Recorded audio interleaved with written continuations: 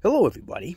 So I've been getting a ton of questions about how to acclimate your hands and your feet, particularly your feet, to cold exposure, to be able to go into an ice bath and submerge your hands and your feet for a certain amount of time, or for at least the length of time that your body is submerged.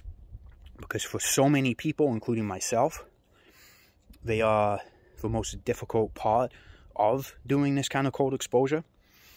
So I'm going to give you 3 ways, and these are the 3 ways in which I managed to do this.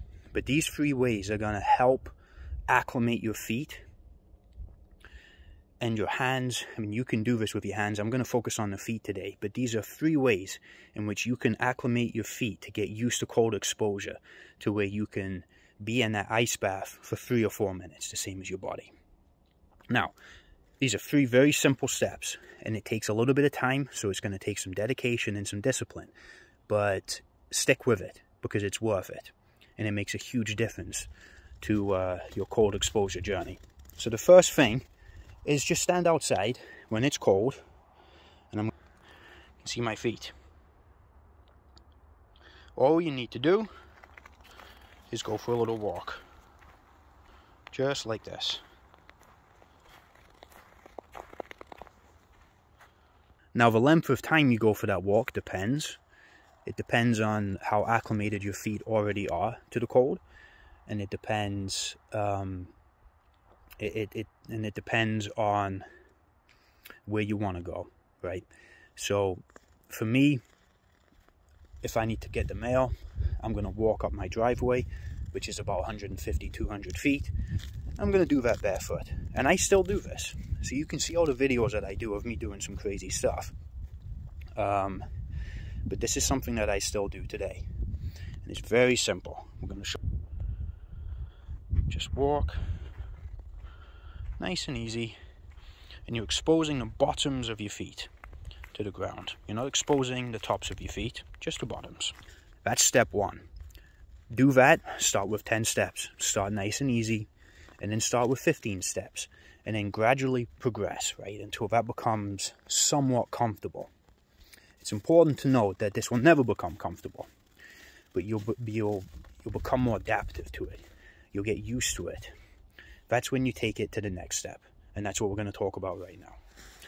Okay, guys, step 2.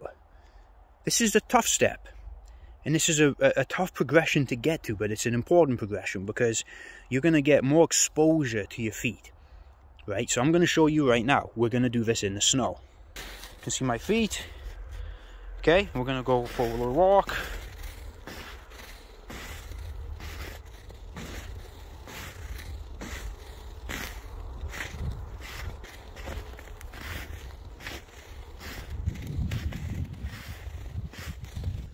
So this is the next progression, walking in the snow. The snow's going to cover your feet. It's going to give you a much more extreme exposure to the cold. This is one where you're going to want to take it really slow, and really listen to your body. You don't want to overdo it, this one. It's a tough one, but it's an important one. Because once you can get used to this, and you never really get used to this. You learn to become more adaptive to it. Your body starts to understand the feeling. It really, and it also becomes a bit of a mental thing as well. So, start walking in the snow. And again, just start really slowly, 10 steps at a time. And then progress up to maybe 12 steps, and then 15 steps. And just do this slowly. If you do this every day, and I do this every day, I'm exposing my hands and my feet to the elements outside of the ice bath on a daily basis. Because it's been a problem for me. It's very difficult. And this is something a lot of people struggle with. Because your hands and your feet are the extremities. So when you submerge yourself with cold, your body is pumping all of its blood into the internal organs. It's the middle of your body. So your hands and your feet are losing a lot of what's going to keep them warm.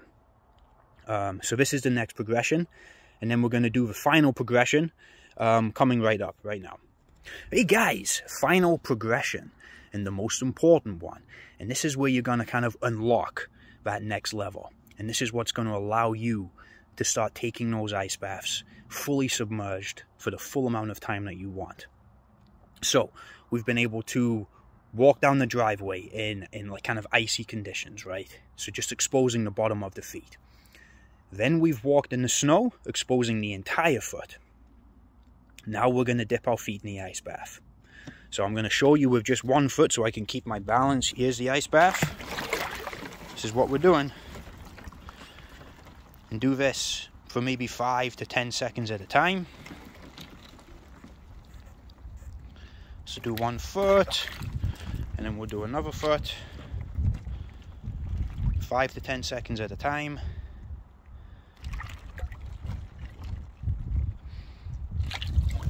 The last progression, because this is going to give you the full exposure to the ice bath. And if you start off nice and slowly, and again you build up that progression, start off with 10 seconds, start off with, and then go to 15 seconds, 20 seconds, and then just keep going. This takes a long time to get to. It took me months, it took me hours and hours of dedication and discipline to be able to fully submerge in the way that I do and do the things that I do. And like I said in step 2, I do this every day outside of the ice bath because I'm always trying to take things to the next level, and I'm trying to, you know, allow my body to adapt to this as best as it possibly can. And these 3 steps that I'm talking about are the best. This is how I've done it. So you can see what I'm able to do. You can achieve this because I started from nothing. And if you follow these steps, and if you don't have an ice bath, you can just fill up your bathtub, put some ice cubes in it, or make it cold. It doesn't have to be completely frozen.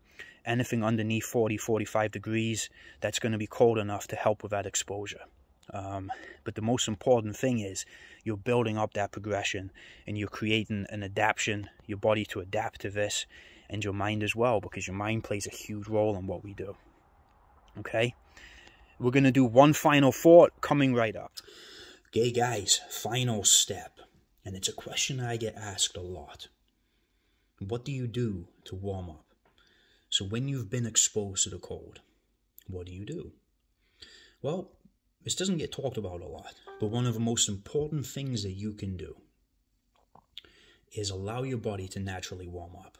The worst thing you can do is immediately kind of jump into a hot bath or a hot shower or something like that, because you're not allowing your body to learn how to adapt and to deal with the cold that it was exposed to. So what I do after the majority of my cold showers or ice baths or any kind of cold exposure, I come inside, I don't put socks on, or if I've just got my ice bath, I'll put a pair of shorts on and leave the rest of my body exposed, and I'll walk around and I'll do some exercise, I'll jog on the spot, do some push-ups, do some squats, and I'll just, after 20 minutes, is when I will put some clothes back on and then kind of resume my day. So it's really important to just allow your body to naturally warm back up. I know that the urge is going to be to try and warm up as quickly as possible because you're uncomfortable. Part of the discipline of this is to learn how to adapt to that and to deal with it. And it's one, to be honest with you, it is one of the harder parts of this.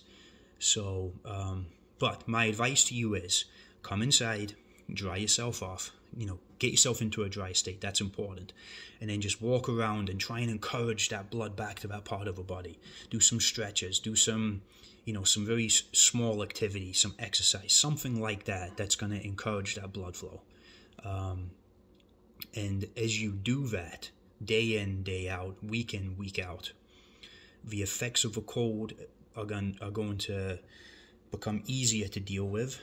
And then when you come back inside, it's going to be easier to deal with as well. So those are the 3 steps. And then a little bonus one at the end, which is advice from me, from the experience that I have. I wish you the best, because cold exposure is one of the most amazing things you can do, in my opinion. It's changed my life and it's helped me in a lot of ways. And I really hope it can help you as well. So good luck. And if you have any questions, feel free to ask them. I'm always willing to help. Thank you guys.